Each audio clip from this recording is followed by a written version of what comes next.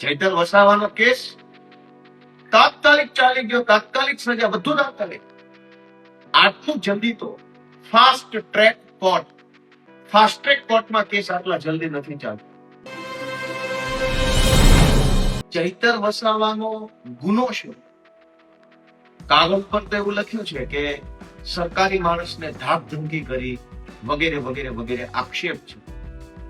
પણ શું સરકારી માણસને ધાક ધમકી કરવાના ગુનામાં 7 વર્ષની સજા હોય તો સરકારી માણસો ગુજરાત આખાની જનતાને ધમકાવે છે, એને શું સજા થાય? પણ વાસ્તવિક રીતે હકીકત એ છે કે ચૈતર વસાવાનો ગુનો આદિવાસી સમાજને જાગૃત કરવાનો છે. એ જ્યારથી ધારાસભ્ય ચૂંટાયા છે ત્યારથી એ અનેક ગુના કર્યા છે.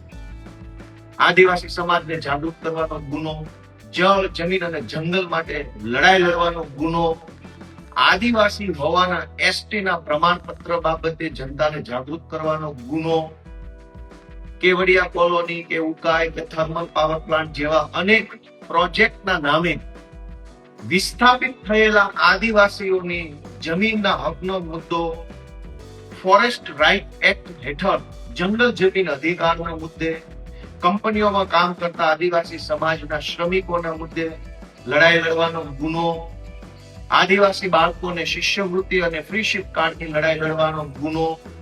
આમ ચૈતર વસાવાએ આખા આદિવાસી સમાજના હક અધિકારો માટે લડવાના, સમાજને જાગૃત કરવાના અનેક ગુનાઓ કર્યા છે.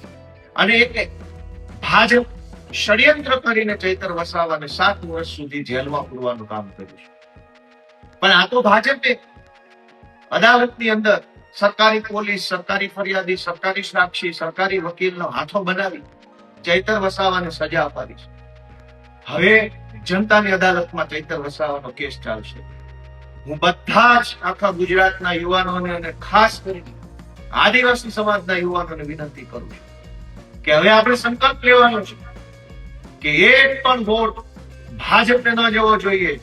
તમામ આદિવાસી યુવાનોએ, આદિવાસી સમાજે બધાએ ભેગા મળી ચૈતર વસાવાની પોતાની પાર્ટી, ચૈતર વસાવાના પોતાના પક્ષ આમ આદમી પાર્ટીને એક વોટ આપી અને ભાજપે કરેલા દગા, ષડયંત્ર અને અન્યાયનો જવાબ આપવાનો છે.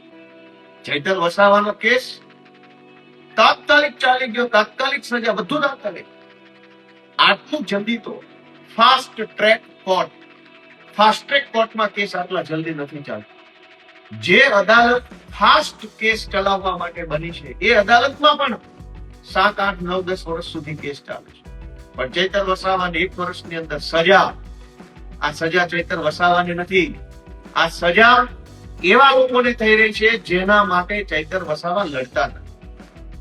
એ પાછળ રહી ગયેલ, શિક્ષણમાં પાછળ રહી ગયેલ, વેપારમાં પાછળ રહી ગયેલ, નોકરીમાં પાછળ રહી ગયેલ આદિવાસી સમાજની લડાઈ લડતા ચૈતર વસાવાને સજા નથી. પાછળ રહી ગયેલા આદિવાસી સમાજના હજારો યુવાનોને આ સજા થઈ છે. બધા જ યુવાનોને વિનંતી છે કે ચૈતર વસાવાની પાર્ટી, ચૈતર વસાવાનો પોતાનો પક્ષ, આમ આદમી પક્ષને વોટ આપવા માટેનો સંકલ્પ લઈને અને ચૈતર વસાવાને ન્યાય અપાવવાની લડાઈ લડી છે. ભાજપે ષડયંત્ર કરી, સરકારી તંત્રનો દુરુપયોગ કરી જે અન્યાય કર્યો છે એની સામે આમ આદમી પાર્ટી જે પણ લડાઈ લડવી પડે, કાયદાની લડાઈ હોય કે સડકની લડાઈ હોય, સંઘર્ષમાં એક ડગલું પાછી નહીં હટે. હાઈકોર્ટ, સુપ્રીમ કોર્ટ, સડક, વિધાનસભા બધે જ લડી અને ચૈતર વસાવાને, આદિવાસી સમાજને અને ગુજરાતની જનતાને આ ભાજપની ગુલામીમાંથી મુક્ત કરાવી અને ન્યાય અપાવશે. જય જય ગરવી ગુજરાત.